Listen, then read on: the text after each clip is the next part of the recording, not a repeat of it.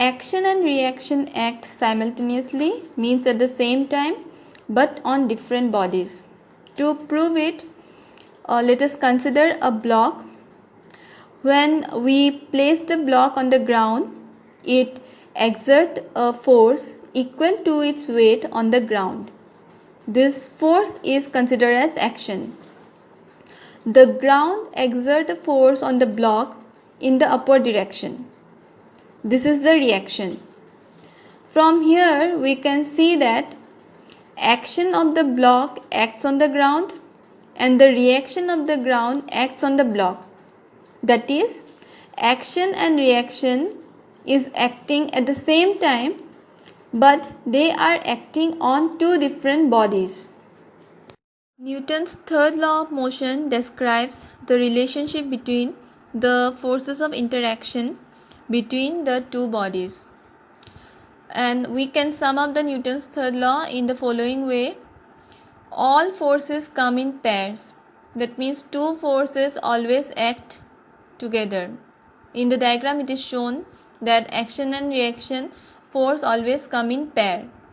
Now this pair of forces are always equal in magnitude, means action is always equal to reaction. Second, they are opposite in direction, means action is always equal and opposite to reaction. Act on two different bodies. The action and reaction force, they never act on single body, both act on two different bodies. Act simultaneously means action and reaction force, they act at the same time. And last one, they are the same kind of force. Action and reaction is the same kind of force. Let us discuss few examples to illustrate Newton's third law of motion.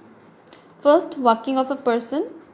When a person walks on the ground, he pushes the ground with his feet in the backward direction by pressing the ground. This push is known as action. According to Newton's third law of motion, an equal and opposite reaction acts on the feet of the person by the ground. This reaction of the ground on the person pushes him forward. We are pushing the ground in backward direction and the ground pushes the person in forward direction. So action and reaction act at the same time but on two different persons. Next, how do we swim? While swimming, a swimmer pushes the water backward with his hand. That is, he applies force in the backward direction. This is action. The reaction offered by water pushed the swimmer in forward direction. So here also we can see that action and reaction are acting in opposite direction and on two different bodies.